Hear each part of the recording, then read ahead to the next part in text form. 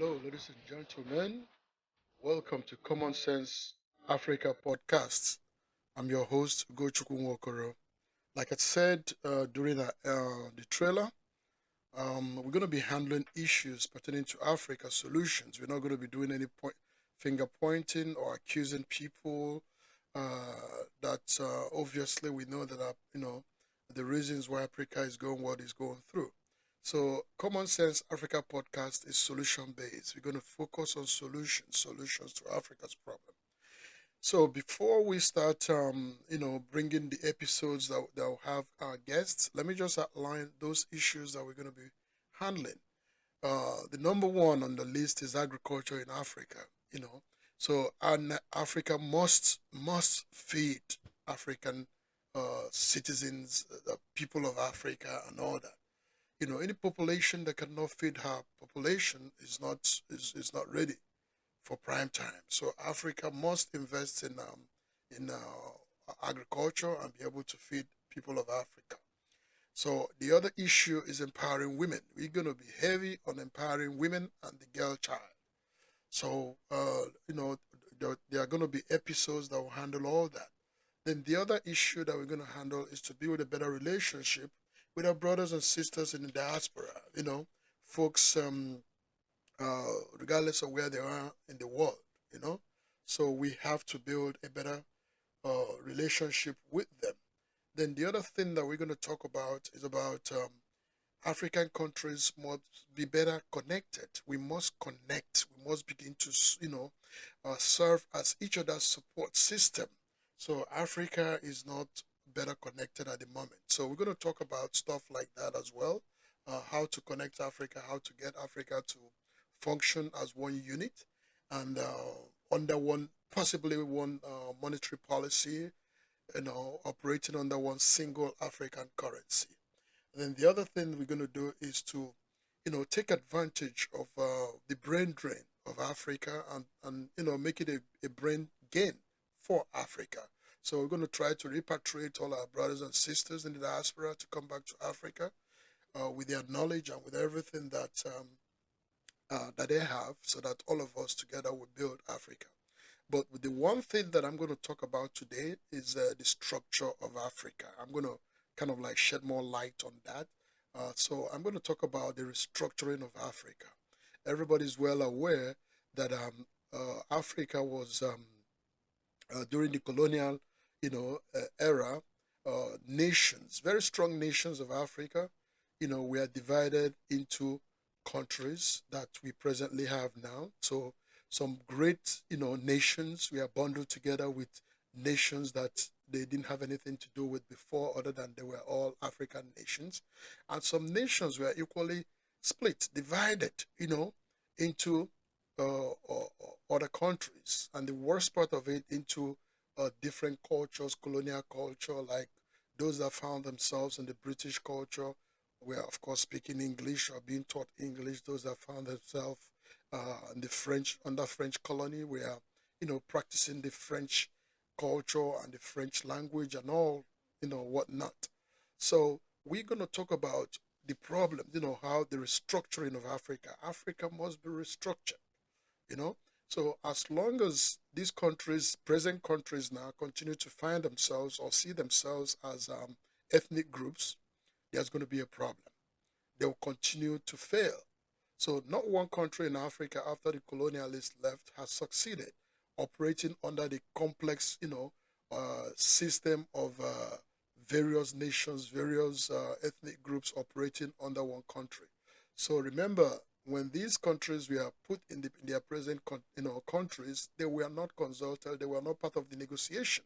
So we're going to have to renegotiate our existence in these countries, that we found ourselves in. Splitting further is not the issue. But hey, when you start, restructuring or negotiating your existence in your present country, if it's necessary to, split further or form another country, out of your present country, or secede or whatever it is, so be it. But it has to be negotiated.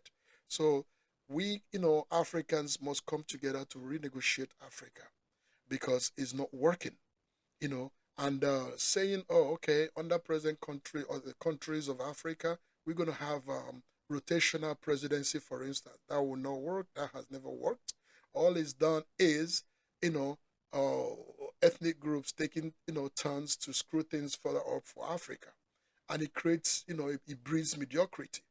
So certain ethnic groups will provide, folks that are not necessarily up to the job of a president, but because there's a rotational presidency arrangement, those folks emerge.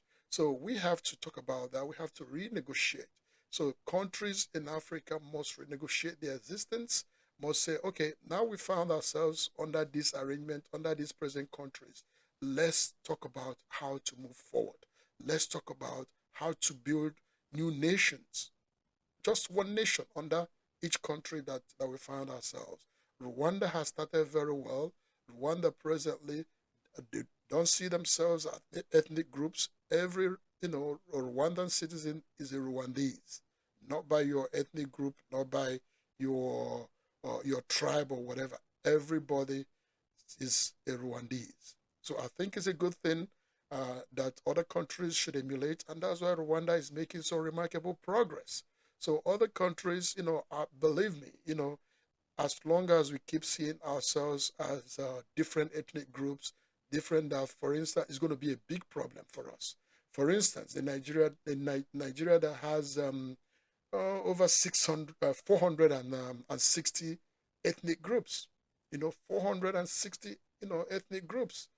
How do you rotate presidency? How do you, certain ethnic groups are too small, they will never, produce the presidency.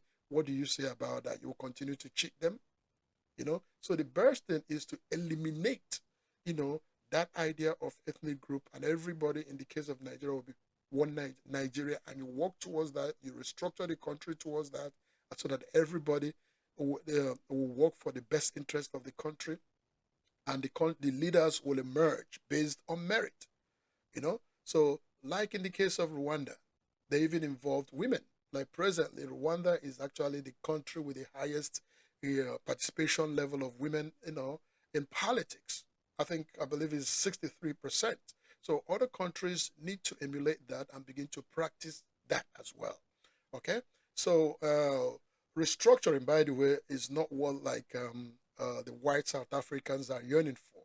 The white South Africans are yearning for a white-only country out of South Africa. I think that is wrong. That is segregation by impunity, as if they haven't done enough damage already in Africa. So that is not what we need. That is not what South Africa needs. So if they, now that they've found themselves in South Africa, they should work together as South Africans to build South Africa, not to ask for their own white-only country. But if they insist in having a white-only country, theirs is easy. Their problem is easy to solve, because over the years they've been in South Africa, they've done a good job preserving the white race, preserving themselves. They've segregated, they have not integrated with South Africa, so they've preserved, their whiteness. So if they must go back to, to a white-only country, this is simple. Since they are well preserved, they can easily trace back where they came from. So they can actually go back to Europe and then be part of the white-only country. But asking for a white-only country in South Africa is impunity, racism with impunity, after South Africa has sacrificed so much. Even after apartheid, South Africa allowed some of them, to continue owning properties that were taken by force from Africans. So, like I said, my suggestion to them is if they must have a white-only country, they should trace back their origin. It's easy to find. They haven't integrated well with South Africa, so they can easily trace their origin back to where they came from in Europe. So that problem is very easy to solve, and we can handle that if they want to go back, if they want a white-only country. But hey, nobody's chasing them out of Africa. South Africans are not chasing them, but they must operate under the platform, under the confines of present-day South Africa, not to ask for a white-only country in Africa. South Africa should even entertain that via referendum or whatever it is. No, can't come. These are immigrants that sometime came to Africa. They can't come to Africa and then demand their own country. No, they should have equal rights like every other citizen of South Africa, uh, and then and then operate under that framework, under the framework of South Africa. So, folks, where there's a lot for us to do, and I think again I'm gonna kudos to Rwanda for how they've restructured and the progress that they're making. So I think every country in Africa should emulate what Rwanda is doing. You know, Rwanda, you go there, you look at the progress within a short period of time. So we can all emulate what Rwanda is doing, and all of us together will then rebuild South Africa. Thank you very much. God bless you as you listen. And also, please do share our link to your friends, colleagues, Commonsense Africa Podcast.com. We are on Spotify, of course. We are on all the Apple, Google, Pandora, name it. So just, I know, of course, we have Facebook. Follow us on Facebook as well. Uh, that's Common Sense One Word Africa Podcast. Thank you very much, and God bless.